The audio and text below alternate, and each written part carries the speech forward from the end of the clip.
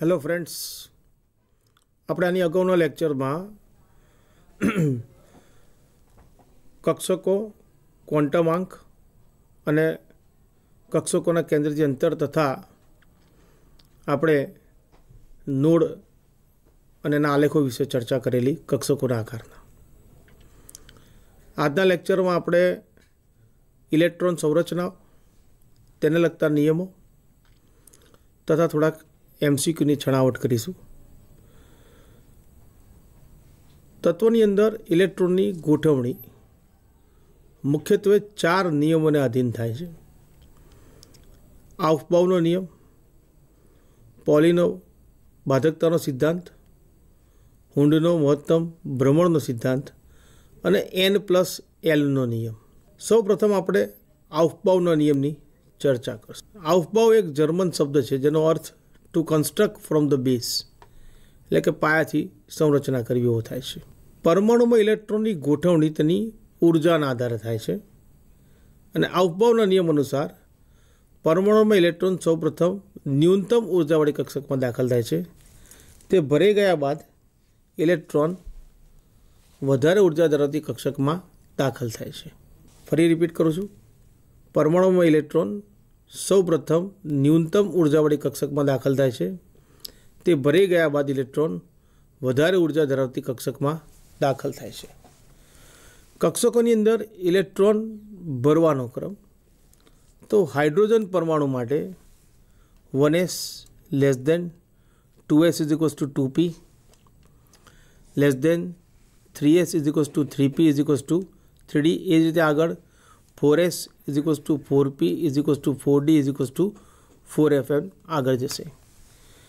જ્યારે બહુ ઇલેક્ટ્રોનીય પ્રણાલીઓમાં અહીંયા જોશો એ પ્રમાણે પ્રથમ 1s કક્ષક ભરાશે, ત્યારબાદ 2s, પછી 2p, પછી 3s, ત્યારબાદ 3p ભરાશે, ત્યારબાદ 4s, ત્યારબાદ 3d, 4p, 5s, ક્રમશઃ એ રીતે 4d, 5p, 6s, 4f, 5d, 6p, 7s, 5f, 6d, 7p અને 8s. અહીંયા તમે જોયું કે 3d કક્ષક ભરાઈ તે પહેલાં તેની પછીના ક્વોન્ટમ નંબરની 4s કક્ષક ભરાઈ. એ જ રીતે 4d પહેલાં 5s ભરાઈ, 5d પહેલાં 6s ભરાઈ, 6d પહેલાં 7s. એ જ રીતે 4f કક્ષકમાં ઇલેક્ટ્રોન દાખલ થયો તેની પહેલાં ઇલેક્ટ્રોન 6sમાં થયો અને 5f પહેલાં 7sમાં થયો. શા માટે એની ચર્ચા આગળ કરશું આપણે. હવે હાઇડ્રોજનની અંદર આપણે અગાઉ જોયું તેમ કે દરેક મુખ્ય શક્તિ સ્તર એટલે કે પ્રિન્સિપલ ક્વોન્ટમ નંબરમાં જુદા જુદા પ્રકારની કક્ષકોની શક્તિ સમાન છે. જેમ કે ચોથો મુખ્ય ક્વોન્ટમાંક લઈએ તેમાં 4s, 4p, 4d અને 4f ચારેય પ્રકારની કક્ષકોની ઉર્જા સમાન છે. આવું થવાનું કારણ શું છે? આનું કારણ કે હાઇડ્રોજન પરમાણુમાં માત્ર એક જ ઇલેક્ટ્રોન છે. આથી સ્ક્રીનિંગ ઇફેક્ટ જોવા મળતી નથી. સ્ક્રીનિંગ ઇફેક્ટને ઘણી જગ્યાએ શિલ્ડિંગ ઇફેક્ટ પણ કહે છે. બરાબર, ગુજરાતીમાં બી એને સ્ક્રીનિંગ અસર કે શિલ્ડિંગ અસર કહે છે. તો સ્ક્રીનિંગ ઇફેક્ટ એટલે શું? તો પરમાણુમાં અંદરની કક્ષકમાં રહેલ ઇલેક્ટ્રોન બહારની કક્ષામાં રહેલ ઇલેક્ટ્રોનને અપાકર્ષે છે. પરિણામે બહારની કક્ષામાં રહેલ ઇલેક્ટ્રોનનું પરમાણુ કેન્દ્ર પ્રત્યે આકર્ષણ ઘટે છે, જેને સ્ક્રીનિંગ ઇફેક્ટ કહે છે. વિવિધ કક્ષકોમાં રહેલ ઇલેક્ટ્રોનની સ્ક્રીનિંગ અસરનો ક્રમ S > P > D > F, એટલે કે એસનો ઇલેક્ટ્રોનની સ્ક્રીનિંગ અસર સૌથી પ્રબળ છે, ત્યારબાદ પીની, ત્યારબાદ ડી અને ત્યારબાદ એફ. એટલે કે જો ઇલેક્ટ્રોન એસ કક્ષકમાં હશે તો તે સૌથી વધુ અપાકર્ષણ કરશે, ત્યારબાદ પી કક્ષકનો, ત્યારબાદ ડી અને એફ. આનું કારણ પણ આપણે અગાઉ જોઈ ગયા હતા આગળના લેક્ચરમાં. એનું રીઝન એ છે કે એસ કક્ષકની અંદર ઇલેક્ટ્રોન પરમાણુના કેન્દ્રથી વધારે નજીક જઈ શકે છે, જ્યારે પી, ડી અને એફમાં એ પ્રમાણ ક્રમશઃ ઓછું થતું જાય છે. પરિણામ સ્વરૂપ સ્ક્રીનિંગ અસરની અંદર આપણને આ તફાવત જોવા મળે છે. અને આ સ્ક્રીનિંગ અસરને કારણે તત્વોના કેટલાક ગુણધર્મોમાં ફેરફાર જોવા મળે છે, ખાસ કરીને આવર્તનીય ગુણધર્મોમાં, જેની આપણે આગળ ચર્ચા કરીશું. મેં કીધું તેમ હાઇડ્રોજન પરમાણુમાં દરેક મુખ્ય ક્વોન્ટમ આંકમાં વિવિધ કક્ષકોની ઉર્જા સમાન છે, કારણ કે તેમાં એક જ ઇલેક્ટ્રોન હોવાથી સ્ક્રીનિંગ અસર જોવા મળતી નથી. સ્ક્રીનિંગ અસર એટલે કે પરમાણુની અંદરની કક્ષામાં રહેલા ઇલેક્ટ્રોન બહારની કક્ષાના ઇલેક્ટ્રોનને અપાકર્ષણ કરે છે. પરિણામ સ્વરૂપ બહારની કક્ષાના ઇલેક્ટ્રોનનું પરમાણુ કેન્દ્ર પ્રત્યેનું આકર્ષણ ઓછું થાય છે અથવા તો ઘટે છે. આથી ઇલેક્ટ્રોનની ઉર્જા વધે છે. બીજો સિદ્ધાંત છે પોલીઝ એક્સક્લુઝન પ્રિન્સિપલ, એટલે કે પોલીનો નિષેધ સિદ્ધાંત. પરમાણુમાં કોઈપણ બે ઇલેક્ટ્રોનના ચારેય ક્વોન્ટમ આંક સમાન હોતા નથી. આ પૌલીનો સિદ્ધાંત છે. ઉદાહરણ તરીકે તમે 1s કક્ષકની અંદર બે ઇલેક્ટ્રોન રહેલા હોય તો ઇલેક્ટ્રોન 1 અને 2 માટે મુખ્ય ક્વોન્ટમ આંક 1 જ આવશે. ગૌણ ક્વોન્ટમ આંક L 1 જ આવશે. સોરી બાળકો, ગૌણ ક્વોન્ટમ આંક 0 આવશે, કારણ કે S કક્ષક છે માટે. મેગ્નેટિક ક્વોન્ટમ નંબર કે ચુંબકીય ક્વોન્ટમ આંક 0 આવશે, જ્યારે સ્પિન ક્વોન્ટમ નંબર +½ કે -½ આવશે. હવે ધારો કે આપણે ત્રીજો ઇલેક્ટ્રોન મૂકીએ, તેના માટે મુખ્ય ક્વોન્ટમ આંક 1, સ્પિન ક્વોન્ટમ ગૌણ ક્વોન્ટમ આંક 0, મેગ્નેટિક ક્વોન્ટમ આંક એટલે કે ચુંબકીય ક્વોન્ટમ આંક 0 થાય. સ્પિન ક્વોન્ટમ આંકના આપણી પાસે બે જ મૂલ્ય છે, +½ કે -½ એટલે જો હું 1s કક્ષકમાં ત્રીજો ઇલેક્ટ્રોન મૂકવા જઈશ તો એ ઇલેક્ટ્રોનના ચારેય ક્વોન્ટમ આંકનો સમૂહ જે છે એ ક્યાં તો ઇલેક્ટ્રોન 1ની સાથે મેચ થઈ જશે કે ઇલેક્ટ્રોન 2 જેવો થઈ જશે. એનો અર્થ એ થયો કે પૌલીના સિદ્ધાંત અનુસાર આપણે ત્રીજો ઇલેક્ટ્રોન મૂકી શકતા નથી. અર્થાત એક કક્ષકમાં 2 થી વધુ ઇલેક્ટ્રોનની ગોઠવણી શક્ય નથી. એનું બીજું અર્થઘટન એવું થાય કે એક જ કક્ષકમાં રહેલ બે ઇલેક્ટ્રોનના ચારેય ક્વોન્ટમાંક સમાન હોતા નથી, તેમનો માત્ર સ્પિન ક્વોન્ટમાંક જુદો પડે છે. ફરી એકવાર કહું છું બાળકો, એક કક્ષકમાં 2 થી વધુ ઇલેક્ટ્રોન ગોઠવી શકાતા નથી અને એક કક્ષકમાં રહેલ બંને ઇલેક્ટ્રોનનો માત્ર સ્પિન ક્વોન્ટમાંક જુદો પડે છે. તો આના આધારે આપણે કહી શકીએ કે S કક્ષકની અંદર 2 ઇલેક્ટ્રોન, P પ્રકારની કક્ષક જેમાં 3 કક્ષકો હોય છે, PX, PY અને PZ, એમાં 6 ઇલેક્ટ્રોન, D પ્રકારની કક્ષકો 5 હોય છે, DZ², DX², જેને આપણે એક્સિયલ કે EG કહીએ છીએ, DXY, DYZ અને DZX જેને આપણે T2G કહીએ છીએ પ્લેનર. એની અંદર 5 કક્ષકો માટે 10 ઇલેક્ટ્રોન અને F કક્ષકમાં 14 ઇલેક્ટ્રોન મહત્તમ મૂકી શકાશે. તો આપણે અવભાવ અને પૌલીના સિદ્ધાંતની ચર્ચા કરી. હવે આપણે આગળ વધીએ તો હન્ટ્સનો મહત્તમ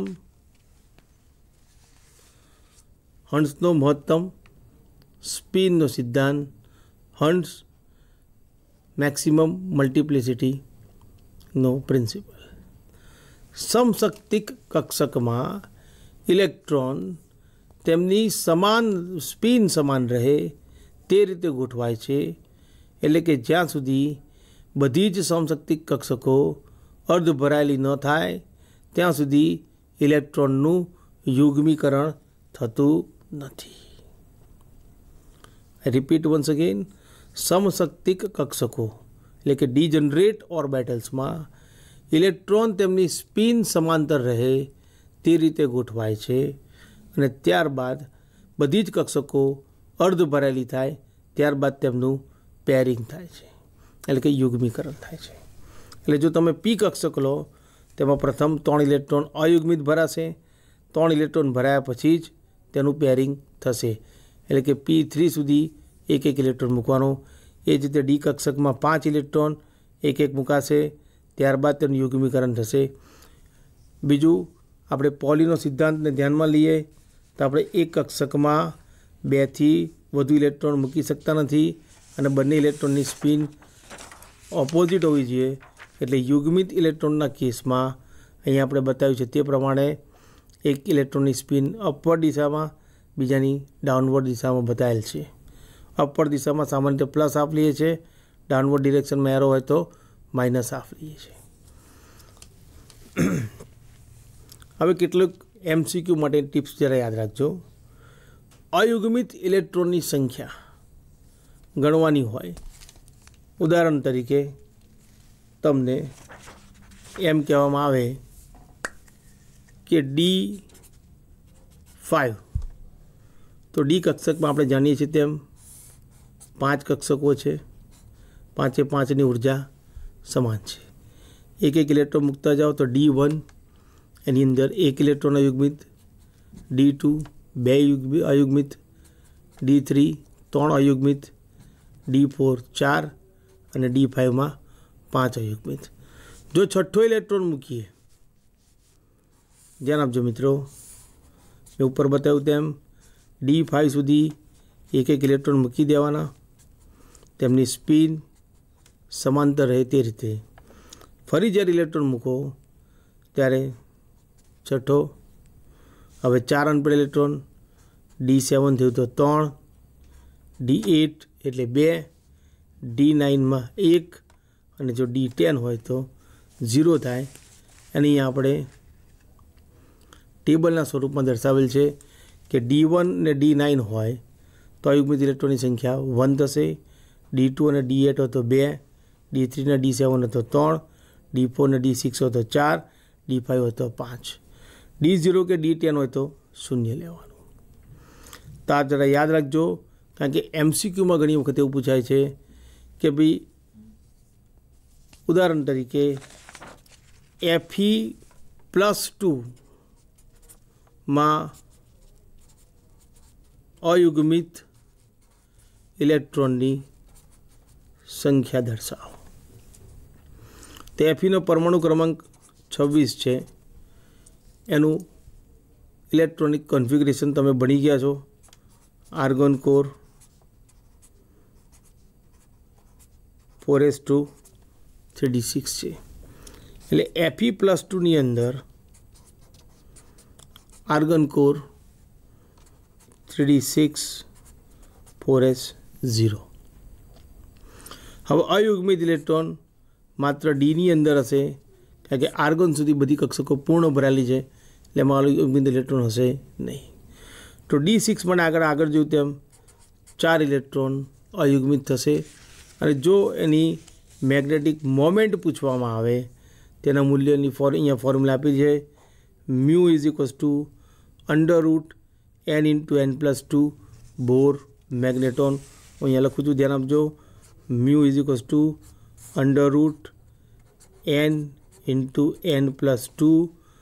બોર મેગ્નેટોન, જ્યાં n અયુગ્મિત ઇલેક્ટ્રોનની સંખ્યા દર્શાવે છે.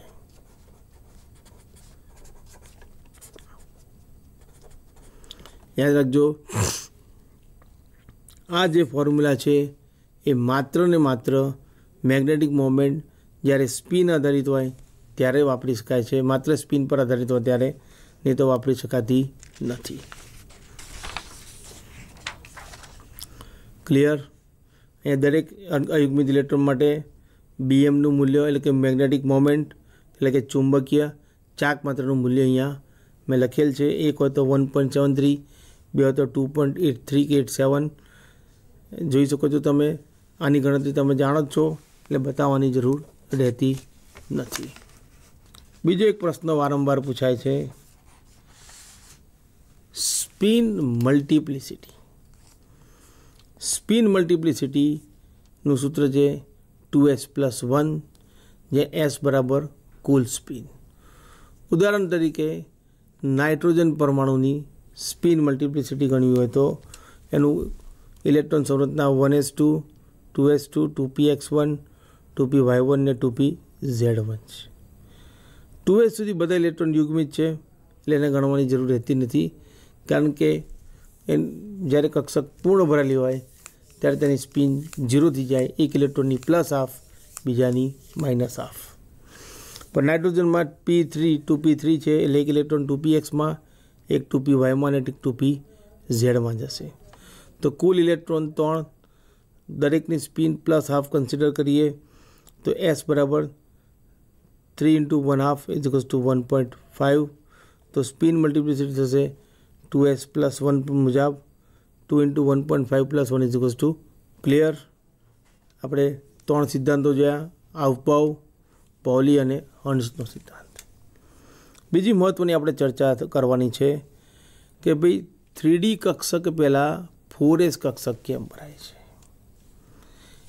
એટલે કે કોઈ પણ ક્વોન્ટમ નંબરમાં ડી કક્ષકમાં ઇલેક્ટ્રોન દાખલ થાય તેની પહેલાં ઇલેક્ટ્રોન તેના પછીના ક્વોન્ટમ નંબરની એસ કક્ષકમાં શા માટે જાય છે, તેનો ઉત્તર આપણને n+lનો નિયમ આપશે. શું કહે છે નિયમ? જે કક્ષક માટે n+lનું મૂલ્ય વધુ, તેની ઉર્જાનું મૂલ્ય વધુ, તથા જો બે કક્ષકો માટે n+નું મૂલ્ય સમાન થાય તો જે કક્ષક માટે nનું મૂલ્ય વધુ, તેની ઉર્જા વધુ થશે.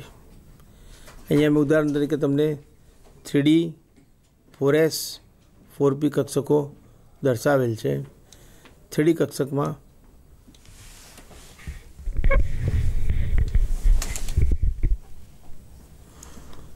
અહીંયા ઉદાહરણ તરીકે મેં તમને 3D 4s અને 4p કક્ષકો દર્શાવેલ છે. 3D કક્ષક માટે nનું મૂલ્ય 3 થશે, lનું મૂલ્ય 2, એટલે કે n+lનું મૂલ્ય 5 થશે.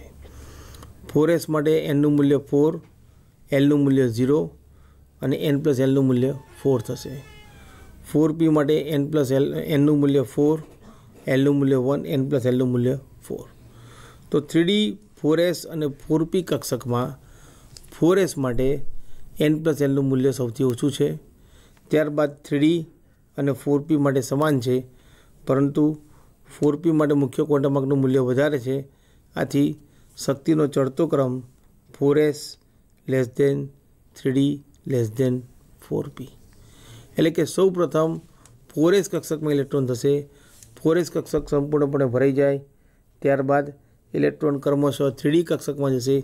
3D કક્ષક સંપૂર્ણપણે ભરાઈ જાય ત્યારબાદ ઇલેક્ટ્રોન 4p કક્ષકમાં દાખલ થશે. હવે સ્ટેબિલિટી ઓફ હાફ ફિલ્ડ કે કમ્પ્લીટલી ફિલ્ડ ઓર્બિટલ્સ. કોઈપણ તત્વની ધરા સ્થિતિમાં ઇલેક્ટ્રોન સંરચના તેની ન્યૂનતમ ઉર્જાના આધારે થાય છે, પરંતુ ક્રોમિયમ અને કોપર જેવા તત્વોમાં અપવાદ જોવા મળે છે, કારણ કે હાફ ફિલ્ડ કે કમ્પ્લીટલી ફિલ્ડ ઓર્બિટલની સ્થિરતા વધુ હોય છે. ઉદાહરણ તરીકે ક્રોમિયમનું ઇલેક્ટ્રોન સંરચના આર્ગોન કોર 3d4 4s2 હોવી જોઈએ, એને બદલે 3d5 4s1 છે. કોપરની 3d9 4s2 હોવી જોઈએ, તેને બદલે 3d10 4s1 છે. તો આમ થવાના મુખ્ય બે કારણો છે. એક, સમમિત ઇલેક્ટ્રોન વાદળ. બીજું, એક્સચેન્જ એનર્જી. સમમિત ઇલેક્ટ્રોન વાદળ એટલે શું? Symmetric electron charge cloud. જ્યારે D5 કે D10 સંરચના હોય ત્યારે દરેક કક્ષક સમાન સંખ્યામાં ઇલેક્ટ્રોન ધરાવે છે. પરિણામે તેમની વચ્ચેનું આકર્ષણ અને અપાકર્ષણ સમાન હોય છે. આથી પરમાણુના કેન્દ્રની આસપાસ સમમિત ઇલેક્ટ્રોન વાદળ ઉદ્ભવે છે, જે પરમાણુને સ્થિરતા આપે છે. બીજું છે એક્સચેન્જ એનર્જી, જેને આપણે વિનિમય ઉર્જા પણ ગુજરાતીમાં કહી શકીએ. એક્સચેન્જ એનર્જી શું છે? સમશક્તિક કક્ષકોમાં રહેલ ઇલેક્ટ્રોન પોતાના સ્થાનની અદલાબદલી કરે છે. આઈ રિપીટ, સમશક્તિક કક્ષકમાં રહેલ ઇલેક્ટ્રોન પોતાના સ્થાનની અદલાબદલી કરે છે. પરિણામે તેમની ઉર્જાનો ઘટાડો જોવા મળે છે. જેમ કે D4 સંરચના હોય तो अहींया 4 इलेक्ट्रॉन बतावेल छे मैं। एटले के जो पहलो इलेक्ट्रॉन बीजा साथे एना स्थाननी अदलाबदली करे तो एक एक्सचेन्ज थयुं, तीजा साथे बीजू, तीजू थयुं। बीजो इलेक्ट्रॉन तीजा साथे अदलाबदली करे के चौथा साथे करे। ए ज रीते तीजो अने चौथो इलेक्ट्रॉन एकबीजाना स्थाननी अदलाबदली करे। एटले के कुल संभवित एक्सचेन्ज D4 में 4 थया। ए ज रीते D5 में कुल संभवित एक्सचेन्ज केटला थशे? 10, आ 1, आ बीजू,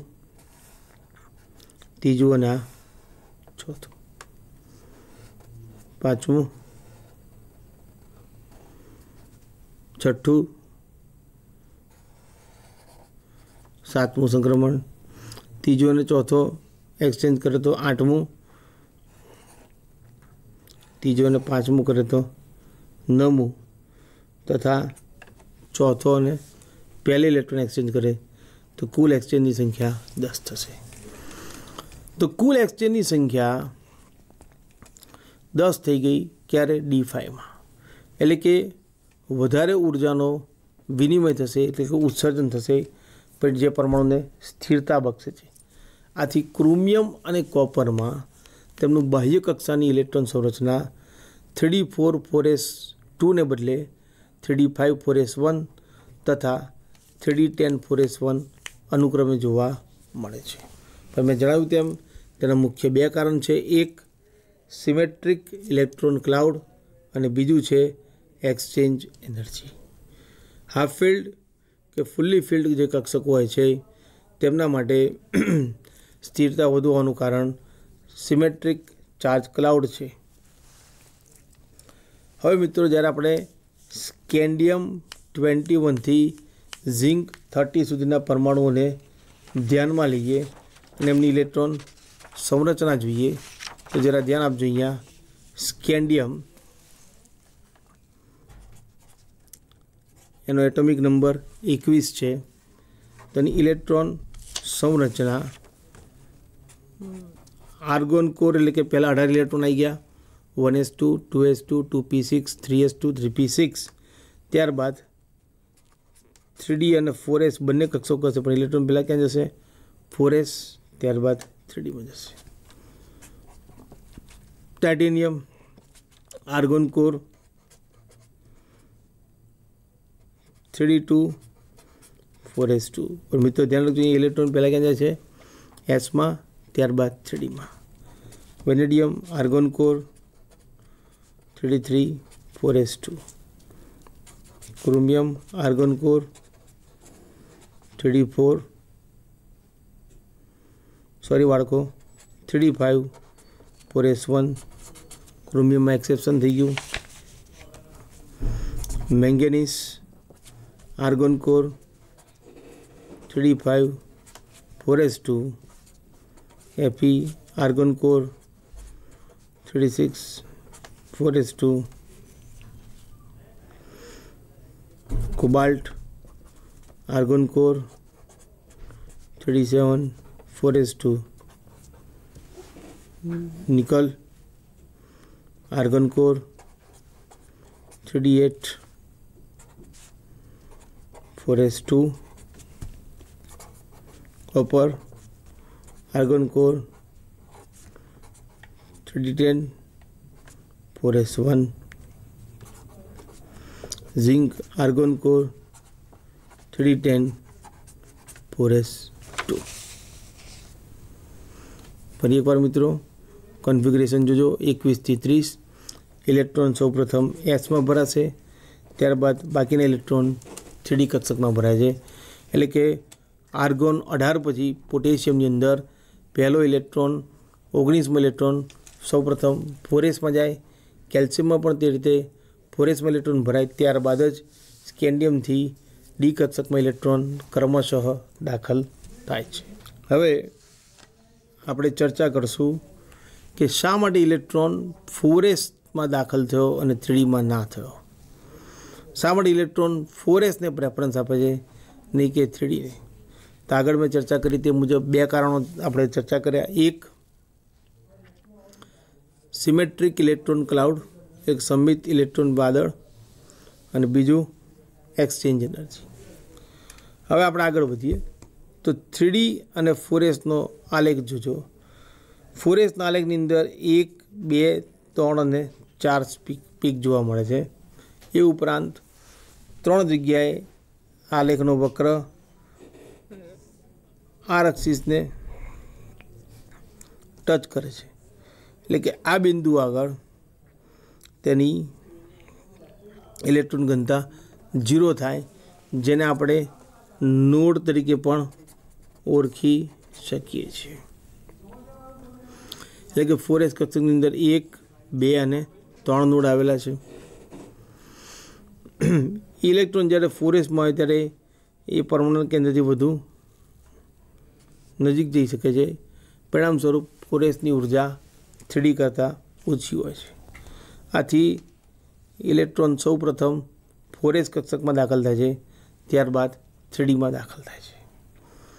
પરંતુ જ્યારે ઇલેક્ટ્રોનને દૂર કરવાના હોય ત્યારે સૌ પ્રથમ 4sના ઇલેક્ટ્રોન દૂર થાય છે, ત્યારબાદ 3dના ઇલેક્ટ્રોન દૂર થાય છે.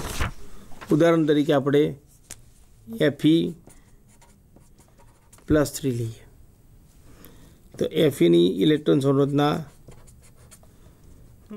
Argon core 36 4s2. તો કુલ 3 ઇલેક્ટ્રોન દૂર કરવાના છે. તો પહેલાં 2 ઇલેક્ટ્રોન 4sમાંથી, ત્યારબાદ 1 ઇલેક્ટ્રોન ડીમાંથી થાય. એટલે Fe+3નું configuration argon core 3d5 4s0. Clear બાળકો? મિત્રો એક પ્રશ્નની ચર્ચા કરીએ. Na+ આયનમાં કેટલા ઇલેક્ટ્રોનની સ્પિન પ્લસ હાફ થશે? તો Na+ આયન એનું ઇલેક્ટ્રોન સંરચના શું થશે? સોડિયમની સંરચના છે 1s2 2s2 2p6 3s1. પણ એક ઇલેક્ટ્રોન જ્યારે રિમૂવ થાય ત્યારે તે સૌપ્રથમ 3sમાંથી થાય. આથી એની ઇલેક્ટ્રોન સંરચના થઈ જશે 1s2 2s2 2p6 3s0. અહીંયા 1s 2s અને 2p બધી જ કક્ષકો પૂર્ણ ભરાયેલી છે. એટલે કે તેમના અડધા ઇલેક્ટ્રોનની સ્પિન પ્લસ હાફ હશે, બાકીના અડધાની સ્પિન માઇનસ હાફ. એટલે એને પ્લસ આયનમાં કુલ 10 ઇલેક્ટ્રોન, જેમાં બધી કક્ષકો ભરાયેલ છે. માટે ઇલેક્ટ્રોનની સંખ્યા જેની સ્પિન પ્લસ હાફ હોય તે આવશે 5. ઉદાહરણ તરીકે Mn+2 લઈએ. પ્રશ્ન એ જ રાખીએ, કુલ ઇલેક્ટ્રોન જેની સ્પિન પ્લસ હાફ હોય તો કેટલા થશે? 1s2 2s2 2p6 3s2 3p6 3d5 અને 4s0 એ Mnની ઇલેક્ટ્રોન સંરચના છે. આપણે આગળ જોયું તે પ્રમાણે Mnની ઇલેક્ટ્રોન સંરચના Mn argon core 3d5 4s2 છે. 2 ઇલેક્ટ્રોન એસમાંથી જશે. પરિણામ સ્વરૂપ Mn+2ની ઇલેક્ટ્રોન સંરચના 1s2 2s2 2p6 3s2 3p6 3d5 4s0 થાય છે. 3p સુધી કુલ 18 ઇલેક્ટ્રોન છે. બધી જ કક્ષકો પૂર્ણ ભરાયેલ છે. તો જે ઇલેક્ટ્રોન તેમની સ્પિન પ્લસ હાફ હોય તેવા ઇલેક્ટ્રોન થશે 9. અને D5 સંરચના એની અંદર 5 સુધી ઇલેક્ટ્રોન અનપેડ રહેશે હુન્સના નિયમ અનુસાર. એટલે 9 ને 5 14 ઇલેક્ટ્રોનની સ્પિન પ્લસ હાફ હોઈ શકે.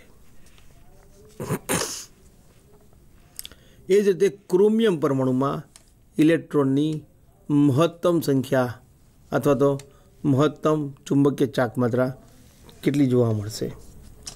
તો ક્રોમિયમનું electronic structure chromium argon core 3d5 4s1 છે. હવે વિગતે જોઈએ તો chromium 1s2 2s2 2p6 3s2 3p6 આ બધી પૂર્ણ ભરાયેલ કક્ષકો છે, માટે તેમાં અનપેડ ઇલેક્ટ્રોન હશે નહીં. આગળ 3d5 4s1 એટલે કે ડીમાં 5 અને એસમાં 1 એટલે કુટલ 6 ઇલેક્ટ્રોન અયુગ્મિત હશે. ક્લિયર થયું બાળકો? ક્રોમિયમમાં ધરા અવસ્થામાં અયુગ્મિત ઇલેક્ટ્રોનની સંખ્યા કેટલી થશે? 6. બીજો એક ક્વેશ્ચન વારંવાર પૂછાતા હોય છે, નીચેનામાંથી કયા ક્વોન્ટમ આંકનો સમૂહ યોગ્ય નથી? અહીંયા મેં તમને 4 ઓપ્શન આપેલા છે. પહેલું ઓપ્શન છે N3 L3 M0 S plus half, B N3 L2 M plus 3 S minus half, C 3 2 minus 1 plus 1 અને ડી N બરાબર 3 L બરાબર 2 M બરાબર પ્લસ 1 S બરાબર માઇનસ હાફ. તો પ્રથમ ઓપ્શન જો એનનું મૂલ્ય 3 એલનું મૂલ્ય 3 માટે આ શક્ય નથી. કેમ? તો એલનું મૂલ્ય 0 less than or equals to L less than or equals to n minus 1 જ થાય. એટલે કે એલનું મૂલ્ય ક્યારેય n માઇનસ 1થી વધશે નહીં. એટલે કે n બરાબર 3 હોય તો એલ 2થી વધારે મહત્તમ આવશે નહીં. એટલે પહેલું ઓપ્શન કેન્સલ. n 3 હોય તો L2 આ સાચું અહીં સુધી, પણ એમની વેલ્યુ +3. હવે એમની વેલ્યુ હંમેશા minus L less than equals to M less than equals to plus L. તો અહીંયા આગળ એમનું મૂલ્ય +3 આપેલું છે, જે શક્ય નથી. તે જ રીતે ઓપ્શન સી એમ મુખ્ય ક્વોન્ટમ માર્ક 3, ગૌણ quantum mark 2, magnetic moment quantum mark -1 possible છે, પણ સ્પિન પ્લસ હાફ જે પોસિબલ નથી. સૌથી છેલ્લા ઓપ્શન જોઈએ n બરાબર 3 L બરાબર 2 M બરાબર પ્લસ હાફ અને સ્પિન માઇનસ હાફ. તો અહીં આગળ આન્સર તમારો ડી આવશે. કેમ? તે આ ઉપરની શરતોનું પાલન કરે છે. એનનું મૂલ્ય 1 2 3 n can not be 0 or negative. 0 less than or equals to L less than or equals to n minus 1 minus L less than or equals to M less than or equals to plus L. S can be plus or minus half. હવે આપણે કેટલાક MCQની ચર્ચા કરશું અને અગત્યના પ્રશ્નોની ચર્ચા કરશું. કેટલાક શોર્ટકટ તમને મેં અગાઉ બતાવી દીધા છે, બીજા હવે ધ્યાનમાં રાખજો, કારણ કે મુખ્યત્વે તમારે નીટ માટે MCQની તૈયારી કરવાની છે. તો સૌ પ્રથમ આપણે ક્વોન્ટમ અંકને લગતા MCQ જોઈશું. પહેલો પ્રશ્ન જોજો બાળકો, નીચેનામાંથી ક્વોન્ટમ અંકોની કઈ ગોઠવણી શક્ય નથી? ઓપ્શન જોજો. પહેલો option N3 M-2 S plus half. તો આ પોસિબલ છે. કેમ? તો એનનું મૂલ્ય 3 હોય તો એલનું મહત્તમ મૂલ્ય 0 થી n -1 એટલે 2 થાય, એટલે એમનું મૂલ્ય +2 થી -2 અને એસનું પ્લસ હાફ કે માઇનસ હાફ. તો 3 મૂલ્ય શક્ય છે. પછી બીજું option N4 M3 S plus half, આ પણ શક્ય છે. શક્ય કેમ છે? તમે આગળ કીધું એમ એલનું મૂલ્ય 0 થી n -1 એટલે કે 3 થી વધે નહીં, અને એમનું મૂલ્ય -L થી +L ની વચ્ચે આવશે. સી ઓપ્શન જુઓ, n બરાબર 5 M બરાબર 2 S બરાબર -હાફ ઉપર મુજબ એ બી શક્ય છે. ઓપ્શન ડી જુઓ, N3 M-3 ચુંબકીય ક્વોન્ટમ આંક અને S -હાફ. હવે N3 હોય તો એલનું મૂલ્ય 0 થી n-1 2થી વધશે નહીં, બરાબર છે. અને એમનું મૂલ્ય -l થી +l, જે શક્ય, એટલે કે +2 થી -2 થાય. અહીંયા વેલ્યુસ આપેલી છે -3, એટલે કે શક્ય નથી. પરિણામે આપણો આન્સર આવશે ડી. મિત્રો હવે જોઈએ l બરાબર 2 અને m બરાબર 0 હોય તેવી કક્ષકનો આકાર. એક ગોલીય, ડંબેલ, સમતલીય ત્રિકોણ, સમતલીય ચોરસ. l બરાબર 2 એટલે કે ડી કક્ષક થઈ ગઈ, કારણ કે l 0 હોય તો s, 1 હોય તો p, 2 હોય તો d. અને m 0 એટલે 3d² થાય, એટલે એનો આકાર ડબલ ડમ્બેલ આવે.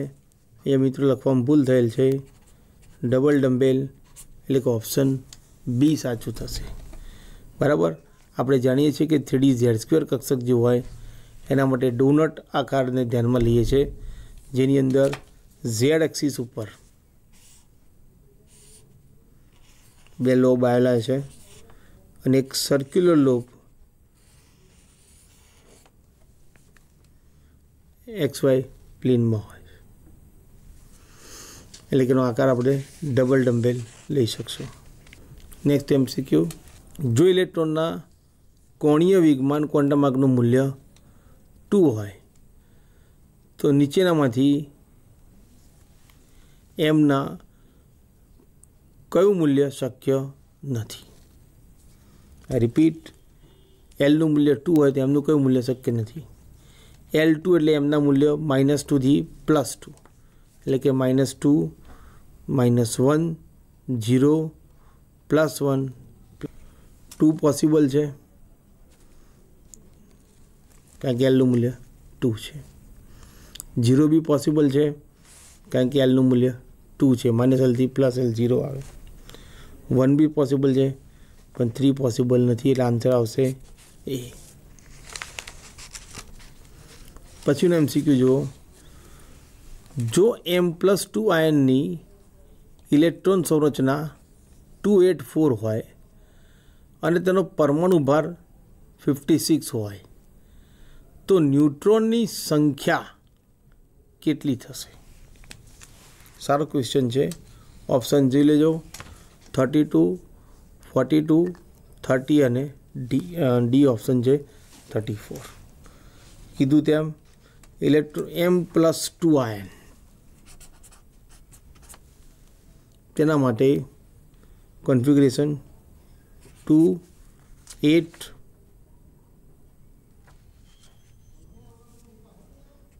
અને 14 છે. એટલે પહેલો ઇલેક્ટ્રોન કે સેલમાં, પછી એલ, પછી એમ. તો કે એની અંદર માત્ર પહેલો ક્વોન્ટમ નંબર છે, એક જ કક્ષક આવશે 1s, બરાબર છે. ડી 8 એટલે બીજી કક્ષા થઈ, એલ બરાબર 2, તેમાં 2s અને 2p આવશે. એટલે કન્ફિગ્યુરેશન શું થાય? 1s2, 2s2, 2p6. અહીંયા આગળ 14 ઇલેક્ટ્રોન ત્રીજા ક્વોન્ટમ આંકમાં. ત્રીજા ક્વોન્ટમ આંકમાં કક્ષકો કઈ આવે? 3d આવે, 3p આવે અને 3s આવે. તો સૌ પ્રથમ 3sના 2 અને 3pના બીજા 6,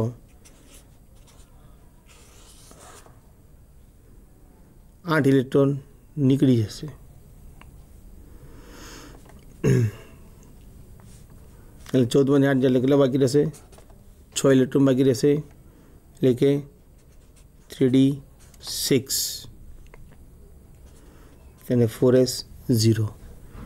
હવે m+2 આયન છે, એટલે કે 2 ઇલેક્ટ્રોન ઓલરેડી ગયેલા છે, તો તમારે એફની અંદર બીજા 2 ઇલેક્ટ્રોન એડ કરો તો કુલ electron 1s2, 2s2, 2p6, 3s2, 3p6,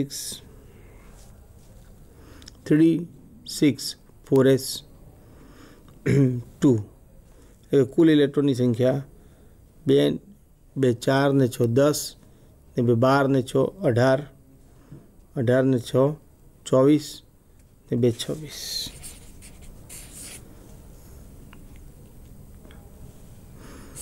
26 નંબરનું તત્વ Fe થશે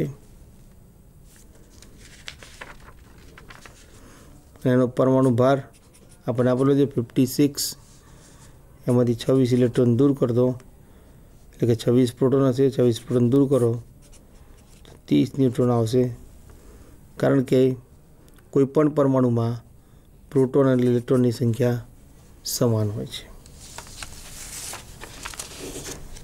એટલે અહીંયા આગળ આન્સર તમારો આવશે ઓપ્શન સી।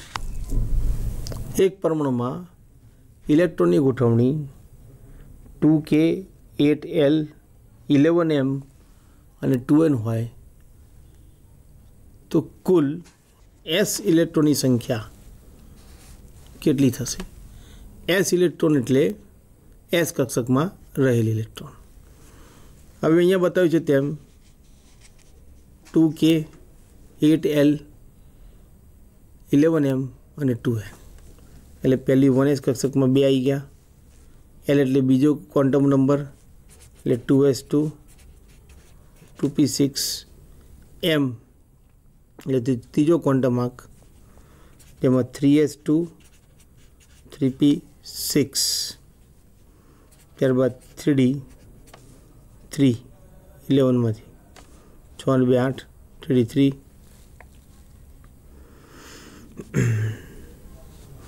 અને n માં 2 એટલે 4s2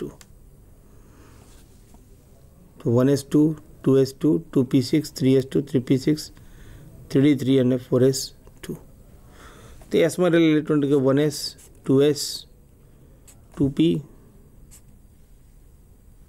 અને 4s એટલે કે કુલ ઇલેક્ટ્રોન 8 ઇલેક્ટ્રોનની s એક કક્ષકમાં રહેલા છે 1s 2s 3s અને ફરી એક ટાઈપનો MCQ છે, થોડો પ્રશ્નોમાં ફેરફાર કરેલો છે। જો એક પરમાણુમાં 2k 8l 11m અને 2n ઇલેક્ટ્રોન હોય તો m બરાબર 0 અને s બરાબર +½ ધરાવતા ક્વોન્ટમ આંક ધરાવતા ઇલેક્ટ્રોનની સંખ્યા ખાલી જગ્યા થશે। ઓપ્શન તમને આપેલા છે 2 7 8 અને 16। હવે જરા સોલ્યુશન જોઈએ। 2k 8l 11m અને 2n એટલે કુલ ઇલેક્ટ્રોનની સંખ્યા 23 થશે। 23 નંબરનું એલિમેન્ટ આપણને ખબર છે કે વેનેડિયમ છે 1s2 2s2 2p6 3s2 3p6 4s2 3d 3 હવે m0 કઈ કક્ષકો માટે હશે? તે m0 x 1 2 3 અને 4 s કક્ષકો માટે થઈ ગયા। 1s માં 2 ઇલેક્ટ્રોનો છે તેમાંથી એક ઇલેક્ટ્રોનની સ્પિન +½ એ તે 2s માં 3s માં અને 4s બધામાં એક એક ઇલેક્ટ્રોનની સ્પિન +½ થશે અને આ બધા માટે m બરાબર 0 થાય। જ્યારે આપણે 2p ની વાત કરીએ તો 3 ભાગ પડશે 2px2 2py2 2pz2